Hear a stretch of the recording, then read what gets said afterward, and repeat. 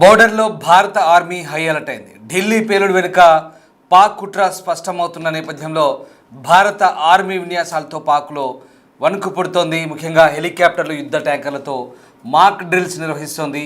Indian army సన్నద్ధతను అఖండ ప్రహార్ పేరుతో చాటి చెప్తున్నారు. రాజస్థాన్లోని జైసల్మేర్లో సైనిక విన్యాసాలు కొనసాగుతున్నాయి. అఖండ్ ప్రహార్ పేరుతో ఈ విన్యాసాలు కొనసాగుతున్నాయి. ఆపరేషన్ త్రిశూల్కు ముగింపుగా ప్రస్తుతం పెద్ద ఎత్తున అఖండ ప్రహార్ చేపట్టింది ఆర్మీ. ఈ నేపథ్యంలో ఒకసారిగా పాకిస్తాన్ వెన్నులో వణుకు పడుతుంది. ఏ క్షణమైనా భారత్ ప్రతీకారం తీర్చుకుంటుందనే భయంలో పాకిస్తాన్ ఉంది. అందుకే భారత్పై పాకిస్తాన్ మరోసారి ప్రగల్భాలు పలుకుతుంది. ఢిల్లీలో పేలింది గ్యాస్ సిలిండర్ అంటూ పాకిస్తాన్ నేతలు అవాకులు చెవాకులు పేలుతున్నారు.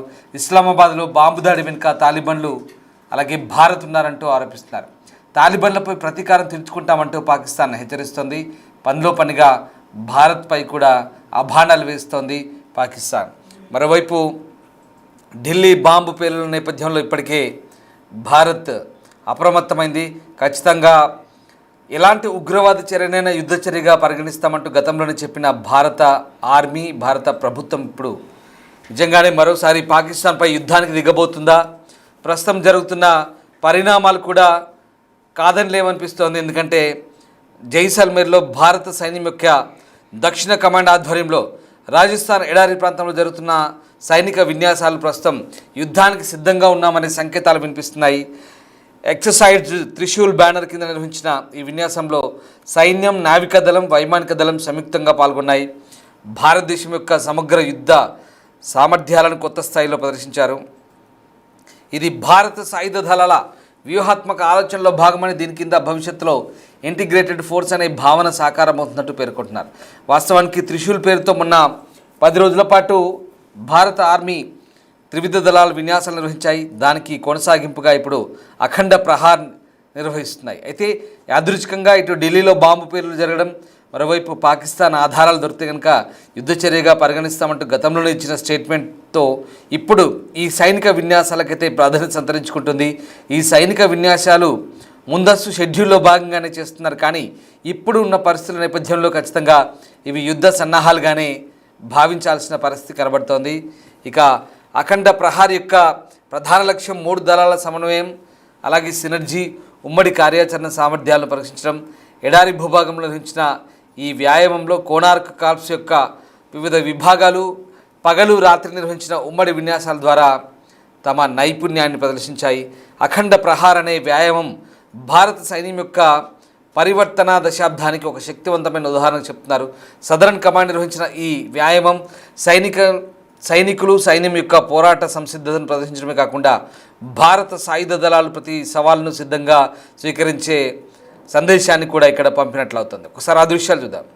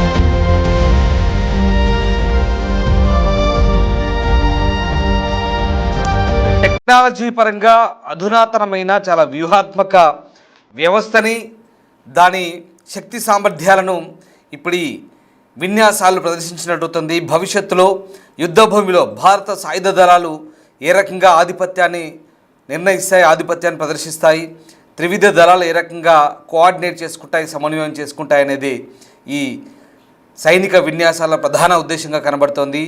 అలాగే ఇక అధునాతన సాంకేతిక పరిజ్ఞానం, ఇక పరికరాలు ఏ రకంగా విస్తృతంగా ఉపయోగిస్తారు, భవిష్యత్తులో యుద్ధ పరిస్థితులకు సైన్యం యొక్క సంసిద్ధత ఏ రకంగా ఉండబోతుంది, డ్రోన్లు కావచ్చు, ఉపగ్రహ కమ్యూనికేషన్ కావచ్చు, కృత్రిమ మేధస్సు ఆధారిత విశ్లేషణ, అలాగే ఖచ్చితమైన టార్గెట్లను ఛేదించడం, వాటిని లక్ష్యంగా చేసుకోవడం వంటి సామర్థ్యాలను ఇక్కడ ప్రయోగిస్తున్నారు.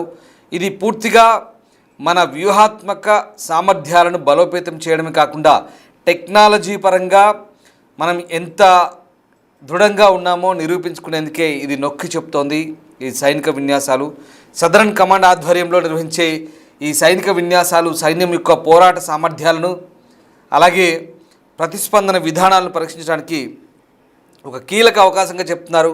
భవిష్యత్తులో యుద్ధ భూమిలో మెరుగైన సమన్వయం, వేగవంతమైన నిర్ణయం తీసుకునే సామర్థ్యాలను అభివృద్ధి చేయడానికి, వ్యూహాలు రచించడానికి, అలాగే టెక్నాలజీని వినియోగించి యుద్ధ భూమిలో ఏ రకంగా ముందడుగు వేయాలో black mace brigade, battle axe division వంటి ప్రతిష్టాత్మక యూనిట్లు వాళ్ళ సమన్వయ పనితీరుతో కొత్త ఎత్తులను ఇవి మనకు ప్రతిబింబించేలా కనపడుతున్నాయి. ఈ విన్యాసాలు సైన్యం, నౌకాదళం, వైమానిక దళం మధ్య అపూర్వమైన ఒక సమన్వయాన్ని ప్రదర్శిస్తున్నాయి. భవిష్యత్తులో ఎలాంటి సవాళ్ళైనా ఎదుర్కొనేందుకు కీలక పాత్ర పోషిస్తాయని మిలిటరీ అధికారులు అంటున్నారు. ఒకసారి ఈ సైనిక విన్యాసాల గురించి అధికారులు ఏం చెప్తున్నారో చూద్దాం. पहली बात मैं बताना चाहता हूं कि ये मरुज्वाला एक्सरसाइज ओवरऑल एक्सरसाइज त्रिशूल जो कि एक ट्राई सर्विसेज एक्सरसाइज है उसका एक बहुत महत्वपूर्ण हिस्सा है। पिछले 2 महीने से जो कार्रवाई चल रही है वो तमाम ऑल आर्म्स यानी कि चाहे वो infantry, armoured, mechanised infantry, engineers, artillery, इनके तमाम ऑल आर्म्स दस्तों का लैंड बेस्ड मनूवर की जो ट्रेनिंग थी उसके ऊपर फोकस था। इस सुदर्शन चक्र कोर की तमाम इमदादी दस्तों की मैं सराहना करता हूं और इसी बात से मैं आज ये कहना चाहता हूं कि हम पूरी तरीके से ऑपरेशनली रेडी हैं। पहली बात मैं बताना चाहता हूं कि ये मरुज्वाला एक्सरसाइज ओवरऑल एक्सरसाइज त्रिशूल जो कि एक ट्राई सर्विसेज एक्सरसाइज है उसका एक बहुत महत्वपूर्ण हिस्सा है। पिछले 2 महीने से जो कार्रवाई चल रही है वो तमाम ऑल आर्म्स यानी कि चाहे वो infantry, armoured, mechanised infantry, engineers, artillery, इनके तमाम ऑल आर्म्स दस्तों का लैंड बेस्ड मनूवर की जो ट्रेनिंग थी उसके ऊपर फोकस था। इस सुदर्शन चक्र कोर की तमाम इमदादी दस्तों की मैं सराहना करता हूं और इसी बात से मैं आज ये कहना चाहता हूं कि हम पूरी तरीके से ऑपरेशनली रेडी हैं। पहली बात मैं बताना चाहता రైట్, సదరన్ కమాండ్ యొక్క కోనార్ కార్ప్స్ అనే ఈ దళాలు జోధ్పూర్లో ఉన్నాయి. రాజస్థాన్ జోధ్పూర్లో హెడ్ క్వార్టర్స్ కొనసాగుతున్నాయి. ప్రస్తుతం జైసల్మేర్లోని ఎడారిలో త్రివిధ దళాలు, నావికా దళం, ఎయిర్ ఫోర్స్ అలాగే భారత ఆర్మీ ఈ 3 కలిసి జాయింట్గా ఈ ఆపరేషన్ చేస్తున్నాయి అఖండ ప్రహార్ పేరుతో. మొన్నటి వరకు త్రిశూల్ చేశాయి, దానికి ముగింపుగా అఖండ ప్రహార్ చేస్తున్నాయి.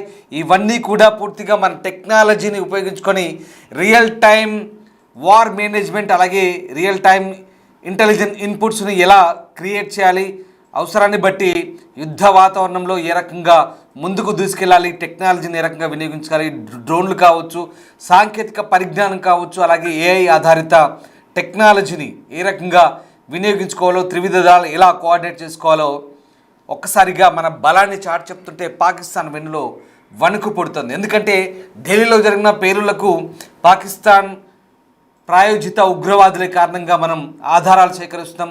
అవే గనుక నిజమని తేలితే ఖచ్చితంగా పాకిస్తాన్పై చర్యలు ఉంటాయనేది భారత ఆర్మీ ప్రభుత్వం ఎప్పటి నుంచో హెచ్చరిస్తోంది. ముందు ఏం జరగబోతుందో ఇక మనం వేచి చూడాల్సిందే.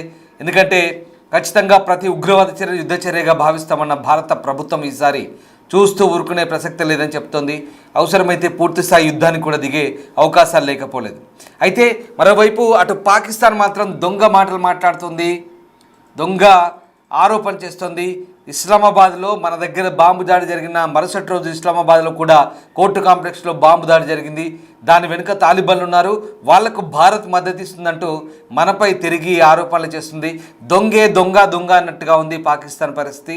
సో ఇస్లామాబాద్లో బాంబు దాడి వెనుక తాలిబాన్లు ఉన్నారు, భారత్ ఉన్నారంటూ ఆరోపిస్తోంది. మొత్తం మీద ఈ వంకను, ఈ నెపాన్ని తప్పించుకునే భారత్పై నెట్టే ప్రయత్నం చేస్తోంది. ఏదో ఒక వంకతో సాకుతో మళ్ళీ భారత్ని తిరిగి బదనాం చేసే ప్రయత్నం చేస్తుంది. మొత్తం మీద భారత ఆర్మీ అయితే సర్వసన్నద్ధంగా ఉందని చాటి చెప్పే ప్రయత్నం చేస్తుంది. జైసల్మేర్ ఎడారి నుంచి అన్ని రకాల ప్రాంతాల్లో, ఎత్తైన ప్రాంతాల్లో, అలాగే పీఠభూముల్లో, ఎడారుల్లో, తర్వాత పర్వత ప్రాంతాల్లో, సముద్ర మార్గాల్లో ఏ రకంగా యుద్ధం చేయాలో కూడా టెక్నాలజీని వినియోగించి అన్ని రకాలుగా సర్వసన్నద్ధంగా ఉన్నామంటూ భారత ఆర్మీ చెప్పే ప్రయత్నం చేస్తుంది. దీంతో పాకిస్తాన్ వెన్నులో వణుకు పుడుతోంది.